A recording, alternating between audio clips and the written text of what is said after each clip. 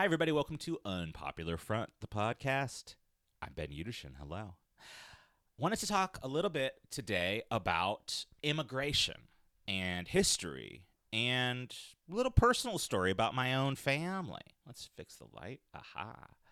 I wanted to talk about a message that I got about 3 months ago from a woman who she wrote to me in what seemed like directly from Hebrew to English Google Translate, a woman in Israel who reached out to me and said, I think we're family.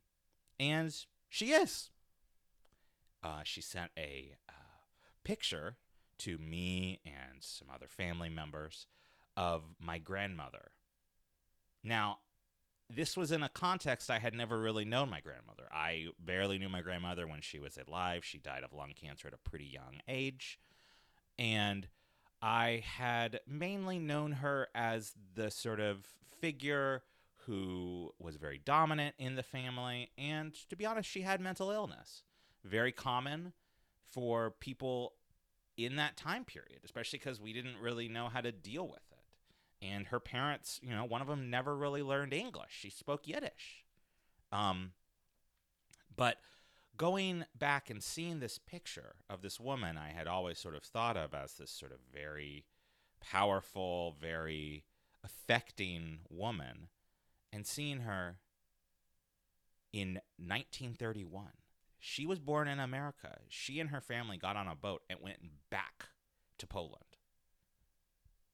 And she saw this woman who got a hold of me. She saw her grandfather, who is my grandmother's uncle. And in this picture, there's this woman who I think of as this kind of towering, very, sick woman who was just a child. And I saw that in this context of 1931 in Poland. It was a year before the Nazis. This was sort of in an interregnum between the war and it was just shocking to me to think about. First off, it showed to me that this was a much more porous, going back and forth kind of dynamic than I had thought of. I always thought of our sort of immigration story as they got on the boat and they went to Galveston or they went to Ellis Island and they stayed there. They had to throw everything away. But that's not true. They didn't. Now, history came in and history said we're gonna destroy your old world. That's absolutely true. But that wasn't what they wanted. They didn't want to just throw away the shtetl or that community, that place that created who we are as particularly as Ashkenazi Jews, I guess, because that's what I am and that's where they went. They went to the east. And seeing that really got me thinking about kind of how I think maybe I'm having to, in learning my own family's history, which had kind of just been forgotten. We were just Americans. We were barely even Jewish, much less, immigrants. And seeing that really allowed me to really recontextualize the experience of so many people who are not necessarily that their identity is as an immigrant. Their identity is just as whoever they are. They may be migrated, but they're not throwing away their old lands. They're not throwing away their culture. They don't want to. But there's this tendency in America, I think, to where and in a lot of places, France has a huge problem with this, where we just want to just sort of cram everyone into just like a very particular sort of cultural milieu and sort of certain kinds of things that you're supposed to value. And while I understand this desire for sort of the American dream, it reminds me that our family histories and our heritage means that we don't throw it away. in sort of the new global world, we're bringing it all together. What happens in those places and in that context changes who we are, even if we don't live there. And this is what brings me to what I normally talk about, which is politics and culture and society. Is this brings me back to my Bubba Bernie. You know, there's been Bernie's been rising steadily in the polls. There was a big poll that came out that fits with sort of what organizers on the ground have been saying in California. Bernie is polling exceptionally well in California, especially considering that the Democratic Party, like the power brokers, those elected officials, are not really with him. I think he has, like, I'm trying to think of like prominent California politicians, maybe Ro Khanna, but this surge that he's having in many ways reminds me of my own family. And it reminds me of a similar outcome that happened in 2016 with Bernie, because, you know, I think it's important if you're gonna reach out to Latin American voters, and you're going to try to, you know, speak this new language, not new, but sort of a newly commonplace liberal language of refugees welcome, of, you know, we love our immigration, we love all, you know, which, sure, yes, I love it, because I wouldn't be here if it wasn't for that, right? But it also reminds me that some of the times that relationship is a one-way street and comes at a price. And it comes at a price in the form of American imperialism and American statecraft and American business, and how that will sometimes, a lot of the times, mean that the places that these folks are immigrating from, a lot of these people, it's because like their homes are destroyed, either metaphorically or literally, because of either action or lack of action done by the US, because we dominate Latin America. In many ways, Latin America, to use my family's history, is to America what Russia was to the shtetl, to the Pale of Settlement, to Poland, to where my family was from. It was sort of the outskirts. It was the in-between, maybe different powers. And it's very interesting to me to see how well Bernie is polling with Latinx voters. That this is one of the core aspects of his base. And this goes back to his foreign policy. It's not just that he stands up for workers' rights, which is important because a lot of immigrants are working class. Most people are working class.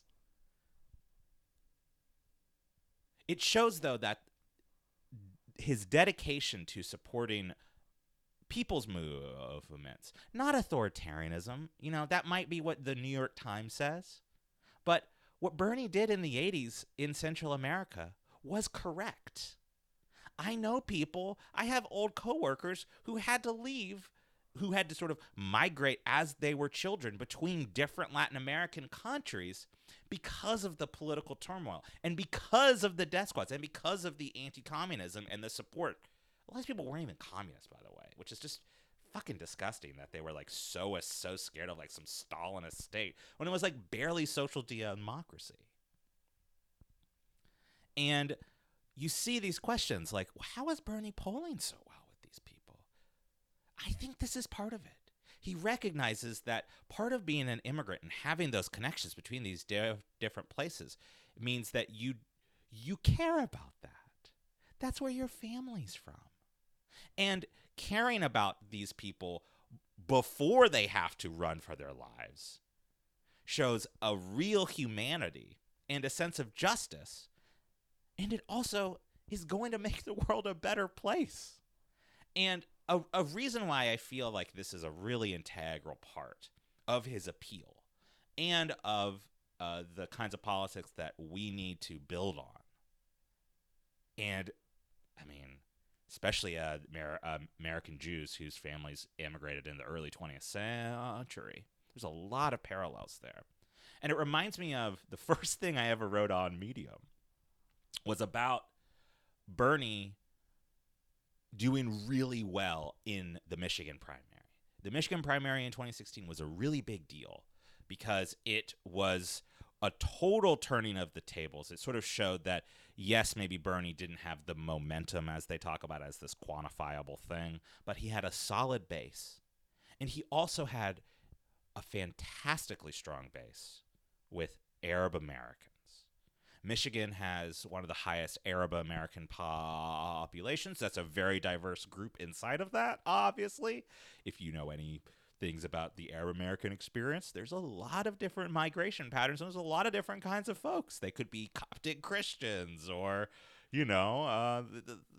it's not this like, sort of Saudi Arabian style monolith, obviously. And I think there was a real kinship, though, because the Arab American experience is in itself very similar in some ways to the Jewish American experience. And it's even more acute in some ways because of America's after the handing off of the great empires from the British to America. America really came to dominate the Middle East and the, quote, Arab world, particularly in the Persian Gulf, the Iraq wars and that period of terribleness. And seeing that, there has to be a connection between sort of showing a foreign policy commitment that is beyond just sort of whatever sort of is supposed to grow the empire, sort of build strength for America and continue our dominance, which I don't want. It showed, though, that he respected these people as people. They were not pawns. And I think this is proof that Americans actually do care about foreign policy, especially if it affects their own families. And the ways that a candidate like Sanders has really tied in his own family history to the struggles of different immigrant communities and those just folks who maybe have family all over the world shows a real possibility, I think, for a more global international left. And to me, as a third generation American at this point, I actually find a lot of hope in that, because we don't have to have our homelands destroyed the way that my peoples were. We don't have to have a world war to have to reconfigure the ethnic character or whatever, or have to reconstitute ourselves all over the world, or have to form a semi-neo-fascist government in a historical place that, yes, we have a connection to, but is much more complicated than that. And this connection is something that I really feel strongly about and is really important for us to remember. So I understand maybe you like Elizabeth Warren's Medium post. I have Medium post too. I just mentioned one. Or maybe you really like that Joe Biden will call a guy fat, which I thought was weird. But, hey, I mean, we got a lot of bullies in this country. A lot of people really like bullies. Well, Trump's president, for fuck's sake, And maybe you like that Mayor Pete was a CIA asset. I don't know. But this connection between building a coalition in this country and also building a more just, humane, multipolar foreign policy is incredibly important. So if you're still on the fence, consider this. Just consider this. Consider the fact that a lot of these groups are going to Bernie. And consider the way that he talks about his own experience. And it's not him like trying to like hug his Jewishness. He's very uncomfortable with it, it seems to me. But what it is it shows a more universal struggle in these particular places. And that sort of particular universality is incredibly powerful. And we need to pay attention to that. So, America, give a shit about foreign policy because you'll win in America.